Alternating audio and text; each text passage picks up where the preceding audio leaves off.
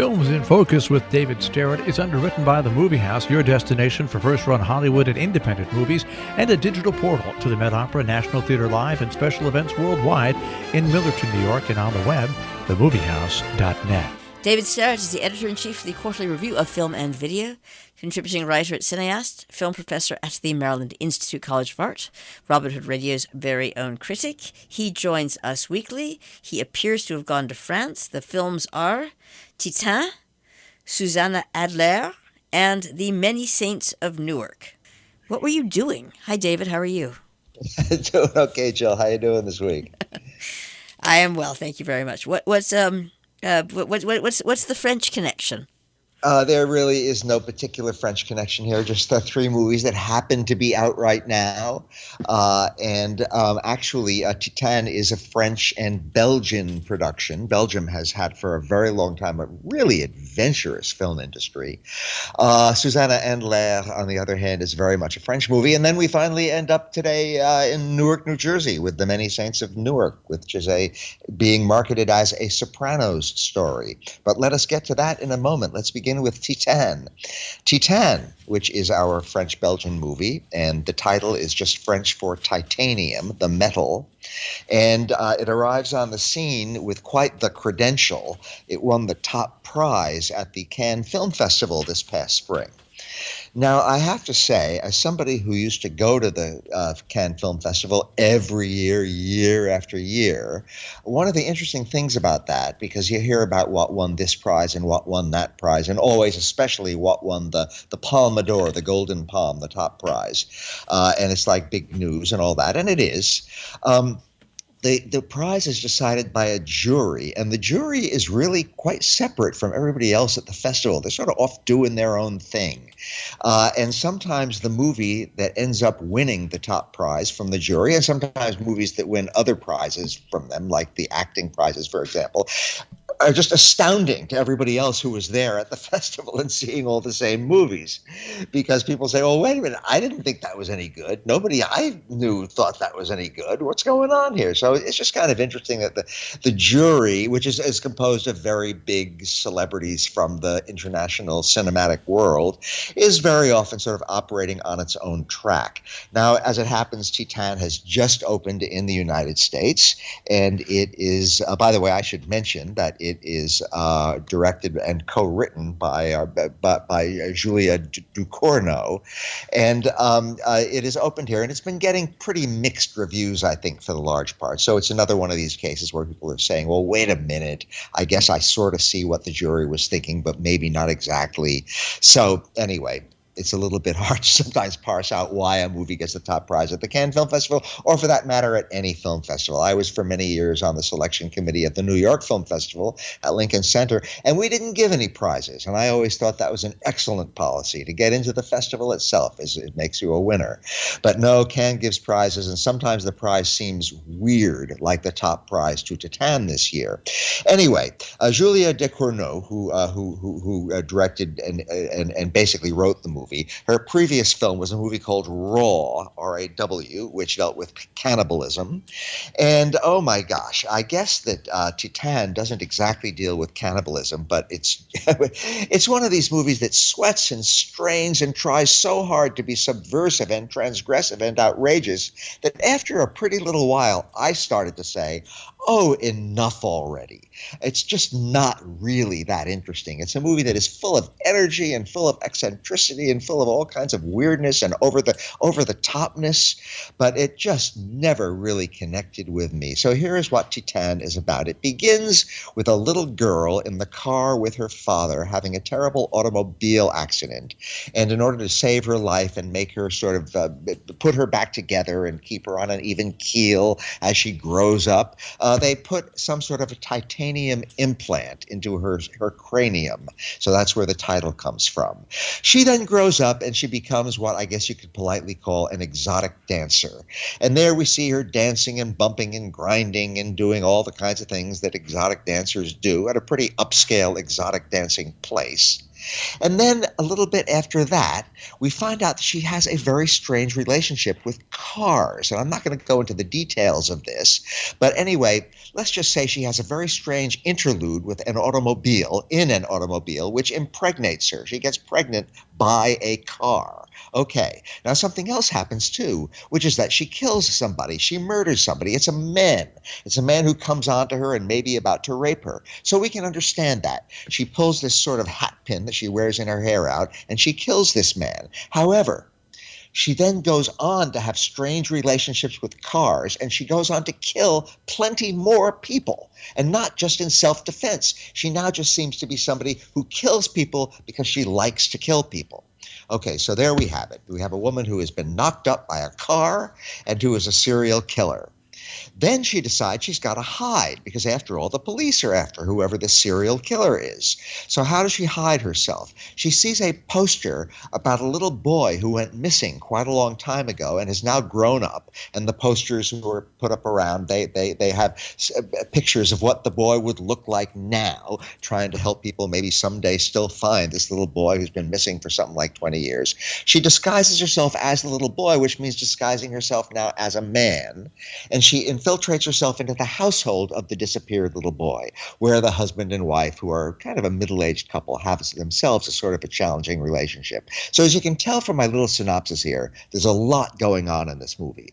And a lot that goes on in the movie is kind of sensationalistic. And actually, I found after a while sort of sadomasochistic. One of the priorities of the woman director of this movie, Julia Ducournau, appeared to be wanting to put the woman star of this movie, Agathe Roussel, through a whole lot of very, very profound and outrageous and over-the-top physical challenges. It's a movie that's about suffering, it's about deception, it's about all kinds of unpleasant things, which can be really, really interesting when treated in a sensitive way in a movie. But if there is one thing Titane, it is not. It is sensitive, I would say, in any way at all. Nor did I find it nearly visually inventive enough or cinematically inventive enough to justify all the outrageous things it was trying to do. As I said at the beginning, Jill, it's a movie that sweats and strains and just tries so hard to shock us and be outrageous that after a pretty short time, I just started just saying, enough already. So Titane has its fans. There are people who see it as a wonderful study of family, of the older couple who take in the young disguised person who isn't really the person that she is claiming to be. And it has all kinds of trendy kind of resonances with today's world of transsexuality and transgender and this and that. But I just found the whole thing a very noisy and sensationalistic horror show, and I can't recommend it. I didn't much like it. On to our next film, which is a French film, Susanna Endler, and it could not be more different from Titane. Now we have a movie here which was written and directed by Benoit Jacquot. He's a fine French filmmaker, and he has been on the scene for decades. He's really good. He's made a lot of important movies over the years. And in this case, the movie is based on a play by the very, very great writer, Marguerite Duras, a very major French writer of her time, a very major French 20th century writer, also playwright, also filmmaker. And as a filmmaker, she was extremely avant-garde, extremely experimental in her approach. I interviewed her years and years ago, back in the 70s, and she talked about her ambition to create what she called a cinema différent, a different cinema. And her movies, again, were very, very adventurous and very, very unconventional. For example, she would make an entire movie where all of the dialogue was off-screen. And you would see one thing on the screen and you would hear people talking, and the movie would emerge from that. She made another movie where it is two people talking about a movie that has never been made. A whole movie like that, a whole feature film. So I'm just emphasizing she was very, very avant-garde, very adventurous in the things that she tried to do. And her novels could be pretty adventurous too. I've read quite a number of them over the years. So now we have Susanna Endler, which is based on a play by the great Marguerite Duras. And it stars a wonderful actor, Charlotte Gainsbourg. And she is the wife of a millionaire who is having a very strained and unhappy relationship with her spouse. And she has gone off to a magnificent villa which she has rented on the French Riviera. Oh, the views of the Mediterranean in this movie are just astonishing. And the place itself is pretty amazing. Big, one of those big, sweeping, gigantic old villas with this magnificent view of the sea and all of that. So anyway, there she is trying to work out what's been happening to her in her life with her very unhappy relationship with her husband. Her lover shows up. Her current boyfriend shows up. Turns out she hasn't had many of those, but he shows up, and they have long conversations, and an old friend of hers shows up, and she has long conversations, and she talks on the phone with her maid back home, and she wonders and sort of hopes that her husband will call, but he probably won't because he's been having an affair with somebody else. It's that sort of movie. It's one of these French movies about French people doing the kinds of things that French people do in the movies, having affairs, having lovers, having unhappy relationships, trying to work things out, and that sort of thing. Now, I said that Susanna Endler, which of course is the name of our main character, played by Charlotte Gainsbourg, couldn't be more different from Titane. This movie is so restrained. It is so elegant in the way it's made. The camera work is slow and smooth. The dialogue is slow and smooth. And this is a movie which is driven entirely by dialogue. We rarely get outside the villa, and when we do, it's just sort of to the beach front down below the villa, and then we're back up in the villa again. The cameras sort of talk and walk around these big, empty, largely empty rooms, stand posed in front of the windows and the balconies opening over the sea, and talk and talk and talk. So what they talk about is reasonably interesting if you're interested, if you get interested in the psychology of these characters. But mainly it's a movie which is driven by dialogue, which is driven by elegantly written, sinuously shaped lines of dialogue and elegantly executed, sinuously shaped camera movements. I found it after a while kind of tiring. It's not all that interesting a situation. The characters are not all that interesting, but it's such a refreshment to see an old-fashioned French art movie like this, where, again, everything is driven by the dialogue, by the personalities and psychology of the characters, and it unfolds slowly, and it never tries to shock you or impress you with its virtuosity. It just unfolds in a very gradual way. So if you want a movie that is quiet and full of language and full of beautiful, elegant images, not fancy ones, but elegant ones, then Susanna Endler is the movie for you. I hope that it gets, a good viewership in America. It's not a great movie, but it's a really good old-fashioned French art movie, and I had a nice, relaxed time watching it. Now, our final movie for today, once again, couldn't be more different from the other two, The Many Saints of Newark. And this is, of course, a prequel to the legendary TV series, The Sopranos. And it has those characters back before the years that the TV series covered. Now, like so many jillions of other people, I saw all of The Sopranos. I watched the whole thing, and I think it's a good show. I think there are plenty other long, really, really first-rate TV series of that era, which are better. I prefer The Wire by a lot to The Sopranos. I prefer 6 Feet Under by a lot to The Sopranos. In some ways, I prefer Boardwalk Empire to The Sopranos. But still, The Sopranos was legendary in its time and remains a very important artifact from that sort of. I think we're still in a sort of a golden age of series TV, but The Sopranos is one of the ones that touched that off. So again, The Many Saints of Newark is a prequel to all that. It was directed by Alan Taylor, who directed some episodes of the show, and has directed other things too, Game of Thrones, for example, and he's also a feature filmmaker. And The Many Saints of Newark was co-written by David Chase, who of course was the original creator of The Sopranos, and deserves enormous credit for that. So The Many Saints of Newark takes us into Newark, New Jersey, and we meet these characters when they were much younger than they are on the show.